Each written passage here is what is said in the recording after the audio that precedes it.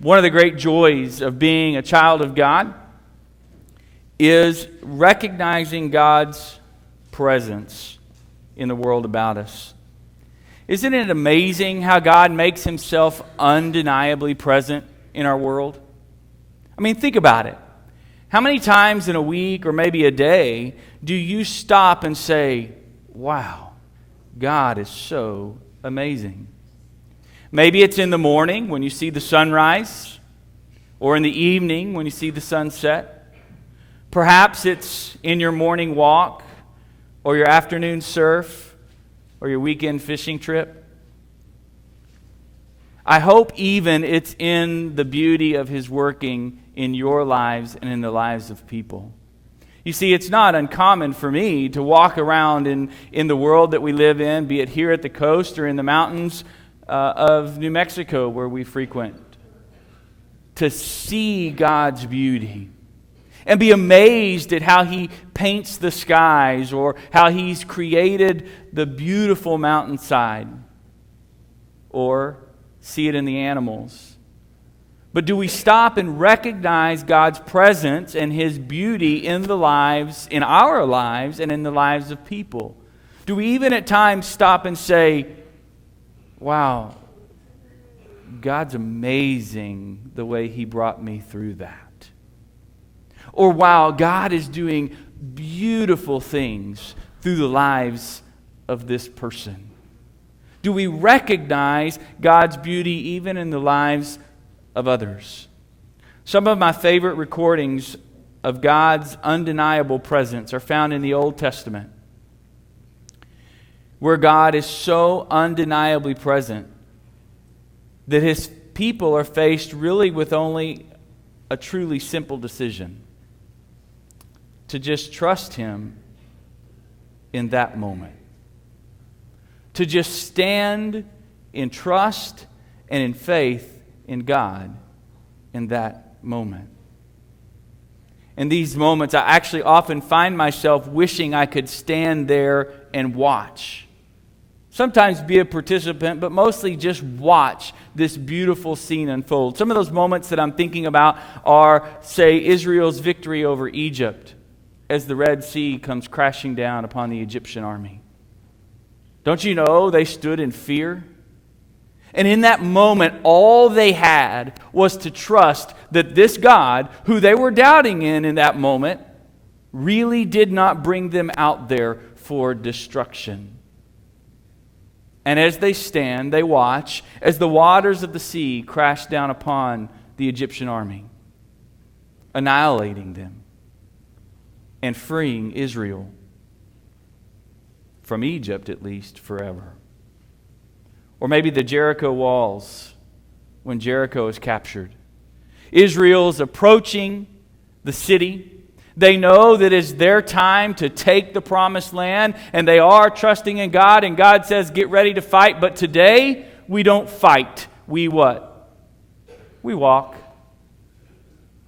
And they go into their very first battle that sets the stage and sets the scene for what every battle following will be like. And God says, not to raise a sword and not to give a battle cry, but to just march. And for 7 days they do their thing in obedience to God, and the walls of Jericho crumble. It wasn't by accident that God's first military conquest with Israel was all about God. Because as you turn the pages of Scripture and you think about the things that God called them to, you think about Gideon. Do you remember Gideon? His battle plan wasn't much better than the Jericho one. He dwindled his army down to, do you remember how many? 300. To go up against 10 times the match. And their battle plan was to take jars and torches and trumpets, and to smash the jars and to blow the trumpets, to light the torches, and stand in faith as God did the work. Consider David and his triumph over Goliath, or Elijah as he defeats the prophets of Baal. You see, it's these moments where God works through the lives of people, displaying His undeniable presence as they stand and faithfully watch God do the work, that I wish I could stand and watch myself. Almost, if not every battle that God's people fight, recorded throughout Scripture, are evidence of His presence in the life of His people. And I believe that was totally God's purpose and design. It's through these episodes and many others that God gives or goes to great lengths to show His people that He is for them. And when they stand in faith, victory is their blessing to receive. As a boy, David and Goliath was on the top of my list of favorites. Probably many of yours too. I think probably because as a child, I remember that one of my favorite things to do was to gather my friends of the neighborhood together, where we would divide into teams, set the battlefield boundaries, and then commence to war in the neighborhood. Oh no, we weren't spilling blood and killing people, but we were fulfilling our boyhood dreams of being warriors as we played. Hours were spent sneaking around, discovering the hiding places throughout the neighborhood, and planning the next big sneak attack. And as I pick up the David story in 1 Samuel 17, I can't help but imagine what David must have been thinking as his father sent him with the lunches that day to the battlefield. I know that the real images of war are nothing to be fantasized. But on this day and at this moment, I can't help but think that David was fairly excited about what he thought he was going to witness as he approached the battle lines where the army of the Almighty God stood to defend their ground. Certainly he expected to see a mighty army of Israel ready to claim victory over the Philistines. But in 1 Samuel chapter 17, we find a very different picture. Beginning in verse 20, we read that early in the morning, David left the flock with a shepherd, loaded up, and set out, as Jesse had directed. He reached the camp as the army was going out to its battle positions, shouting the war cry. In this moment, I'm sure David was excited about what he anticipated witnessing. Because here they are, the army of Israel, excited, preparing to go to war. Again, not that he wanted to see the bloodshed, but he wanted to see the mighty army of the Lord. And there they go, taking their place at the battle lines. As he was talking with them, Goliath, the Philistine champion from Gath, stepped out from the lines and shouted his usual defiance. And I love these next words because they flip the script like none others. And David heard it. It would really be fair to know that was implied, right? The army of Israel hears Goliath make his statement, but the writer of Samuel says, not just that all of Israel standing there heard it, but he goes to the point to say, and David heard it. Because now everything changes. That army that he thought he was coming to witness, that boldness, that awesomeness that might come from the army of the Almighty God, that image is now shattered as David hears this curse from the enemy and witnesses what Israel does. Verse 24, when all the Israelites saw the man, they ran from him in fear. Skipping down a little bit, David, remember, and David heard this? David replies, who is this uncircumcised Philistine that he should defy the armies of the living God? For the first time in 40 days, someone is appalled at this man and his actions. And who is it? But a shepherd boy.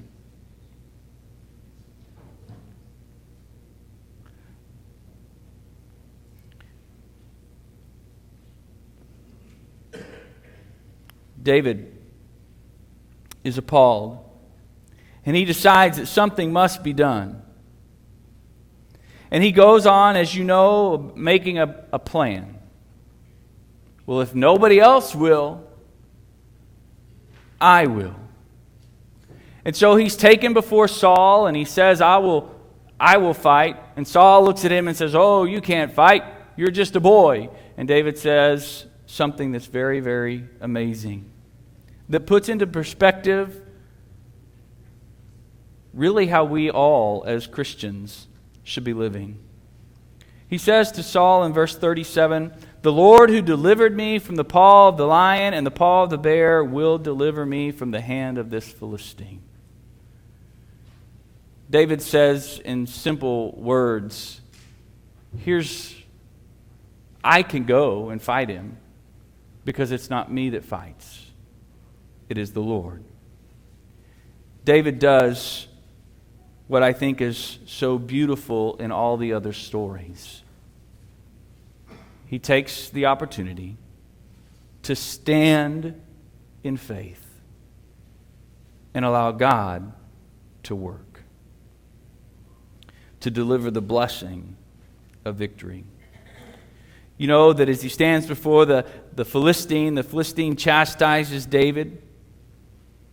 What am I that you come at me with a boy and sticks and stones? Am I a dog?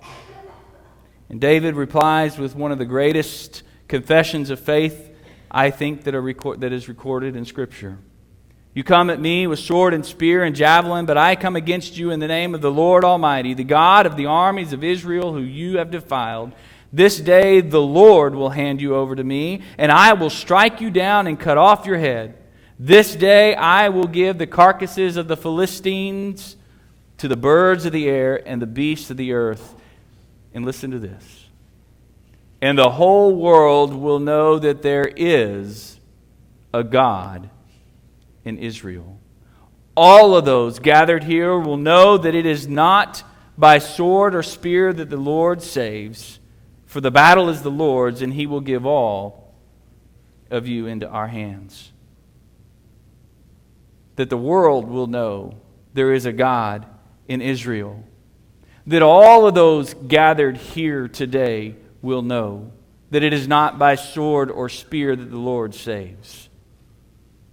You see, God was working to make His presence undeniably known. Who else but God can use a stone to defeat a giant?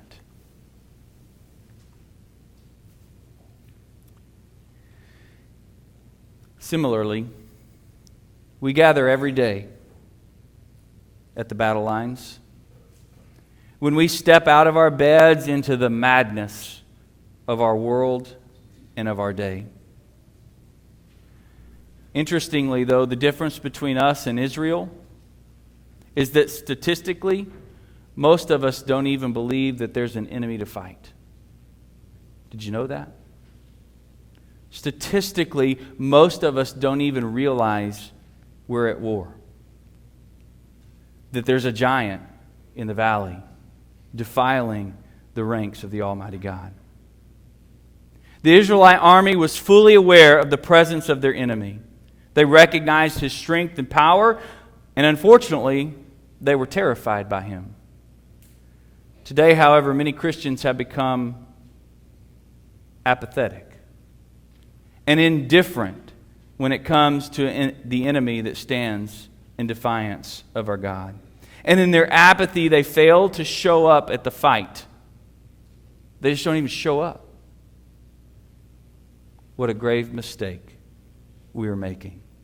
In a study done by the Barna Group in 2009, approximately 60% of Christians, this is only Christian people, People that claim to believe in Jesus Christ and to follow after Him. 60% of Christians said that they did not believe Satan to be real. He was simply a symbol or idea that represented evil. Only 26% actually said without a doubt Satan was real, and 9% were leaning towards he was real. We were kind of like mostly in that he was real. So at best, 35% of Christians in America today, according to their study, actually believe that Satan is real. That's pretty scary to me, church, because the Scripture is very clear. Satan is real. The enemy is alive. He stands in the valley, screaming at the army of Israel, defiling the ranks of the Almighty God. Maybe you're going, I don't know, Sean. I don't think I buy into the fact that Satan is real. I think that evil is present, yes. But Satan, a real thing, a real person? Open your Bibles to Ephesians chapter 6. You don't have to argue with me. We can just read the Scripture together. And you can decide what's right. Ephesians chapter 6, beginning in verse 10. Finally, be strong in the Lord and in His mighty power. Put on the full armor of God so that you can take your stand against, what? The devil's schemes. For our struggle is not against flesh and blood, but against who? The rulers, against the authorities, against the power of this dark world, and against the spiritual forces of evil in the heavenly realms. See, Paul makes it very clear as he's wrapping up his letter to the Ephesian church. The enemy is real. The enemy is not someone in flesh and bone. It is not the president of this country or the dictator of that country. Yeah, there are earthly enemies, but our battle is not against flesh and blood. It is against who? The devil and his schemes. And the powers of this, what? Dark world. The forces of evil in the spiritual world. The enemy is real. Peter would tell us that the devil is like a roaring lion, roaming around looking for someone to devour. That's not, it's just an evil thought. Evil is present. No, the devil is real. And he is seeking out people to attack. I bring this up this morning not because I want to get into a great spiritual debate about the unseen world, but because I believe that too many of us have become apathetic and indifferent about Satan and his power in the world around us. And in that apathy, as we wake up in the morning, we fail to enter the battle. And what a grave mistake we are making. Scripture is emphatic about the realness and the presence of Satan in the world. As I mentioned, Peter says he's like a roaring lion seeking to devour. Paul would remind us in 2 Corinthians chapter 2, verses 11, that we need to be aware of the devil's schemes. That we need to know how he works. We need to be aware of his presence. Jesus himself would call Satan the father of lies, giving him identity, and I believe making it evident that he is present. And he is here seeking to destroy. Church, our enemy is real. And he does want to win as badly as you do. Or at least I hope you do. You know, I remember as a child playing sports. I remember how important it was to get ready for game day, right?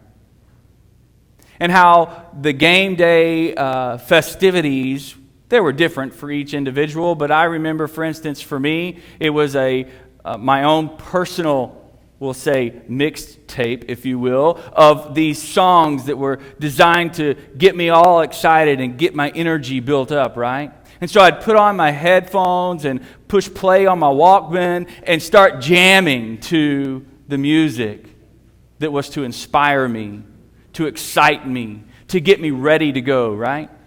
And then we would show up before the game and circle around as a team, and the coach of whatever sport it was we were playing would deliver that great speech to motivate us on to victory, right? That generally included the ideas of the winning team will be the one who wants it the most, indicating that both sides are out for victory, right? Both sides want to win, and the one that does win will be the one that wanted to win the most. And so after being inspired to greatness and jammed out to all the greatest energy-inspiring songs, we'd take the field and go to battle, so to speak. And maybe, as Christians, you are among the minority that actually do believe that the devil is real. But I ask you, are you preparing for the fight? I mean, seriously. We understand what it means to prepare for the fight because we do it every weekend when we get ready to go play football on Friday nights, or pick the sport that you play or the activity that you're involved in. And when it's go time, we do what it takes to get ourselves in the zone in order to fight. But do we do it as we enter the battle each day to stand against our enemy, the devil? Paul would continue in Ephesians chapter 6. He would actually continue with the charge of doing the preparation, of getting in the zone, of preparing to go to battle. As he would say, therefore, verse 13, put on the full armor of God so that when the day of evil comes, you may be able to stand your ground. And after you have done everything, to stand. You see, church, God wants us to recognize the enemy is real. Every day is a battle. And the expectation is that we hit the ground prepared not to fight, but as Paul said, to stand. To stand and watch the presence of the Almighty God show up to defeat the enemy in undeniable fashion.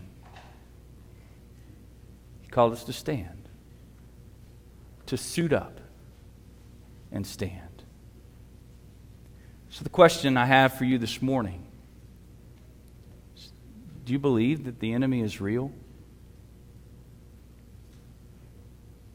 If you do, the way you know if you believe he's real is every morning when your feet hit the ground, do you prepare to go to battle?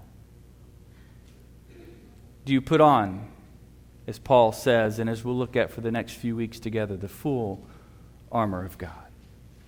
Do you prepare? Or do your feet hit the ground and you prepare for your day and you ignore the presence of Satan in the world around us?